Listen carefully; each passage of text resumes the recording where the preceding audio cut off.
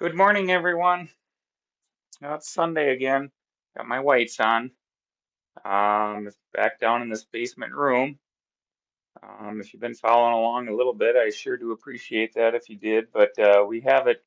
We have all the holes patched, and want to get some paint on today. Got the base mast on this wall and the devices.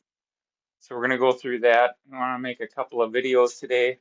Um, it's gonna be just getting some paint on this wall here. I got some nice off-white tannish finish coat here, strained and ready to go to kind of bring these kind of loud old colors that I painted a long time ago back to something neutral in this room. I got the handy pail and brush ready to go to cut the wall. Got the roller grid ready for rolling and the roller set up here. So we're gonna get to it and get some paint on, and then I'll probably make another video finishing this wall down that way. That's not going to be a talking video, but maybe a sped up version and just more content. But regardless. And then I'm hoping to do a cleanup video just to show some things that we do to have maybe some details to help simplify your cleanup process because that can be a daunting thing. So we'll work on that as well. Meanwhile, we'll get going here.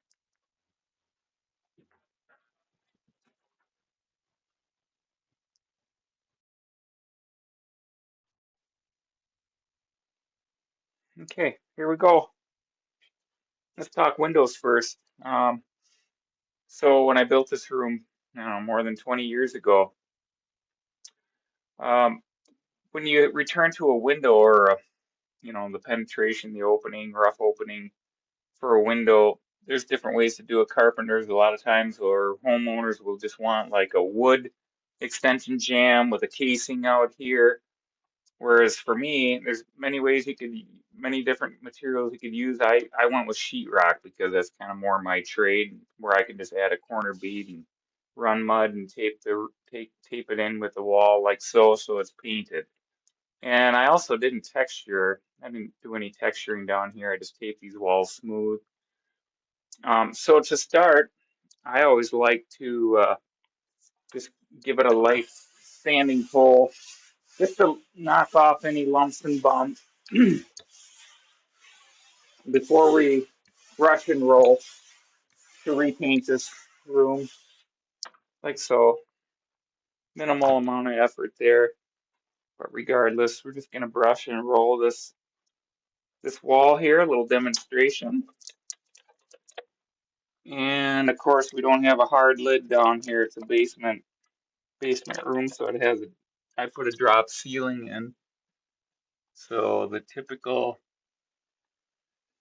cutting in, and this with this drastic color change will definitely be a two coat situation to get it back to as most repainting should be anyway to get the best finish. We're talking about gloss retention, and because the first coat always soaks in and you just never achieve the gloss retention that you're looking for. Two coats is the best way to go, even if it seems to cover on the first. As you may already know, I like to use Sherwin-Williams Super Paint. In this case, it's called it's Velvet. That's their version of matte, or eggshell was a term in the past that they used for just a light sheen, a, a washability light sheen, not too glossy, but yet able to wash it. Like to seal up our patches there too. You just come down this wall and then I'll do a rolling demonstration.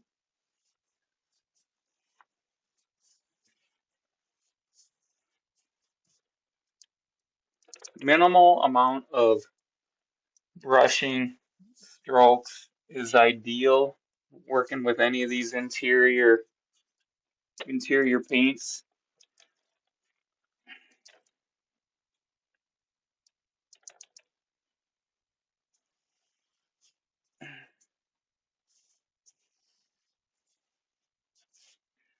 Almost ready to go here.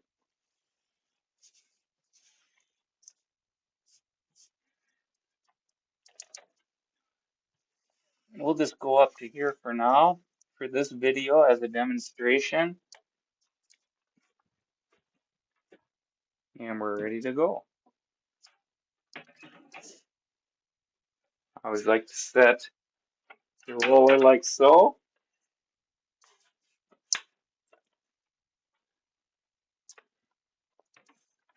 Just roll it off that grid and just tap it down into the paint. Don't dunk it.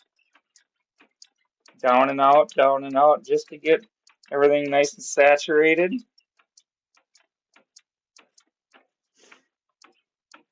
And I'm right-handed, so I might be in the way a little bit. Takes a little bit to get the roller saturated, but this pail and the grid are much more versatile for using than a pan. So you just kind of start where you're dry and work your way back.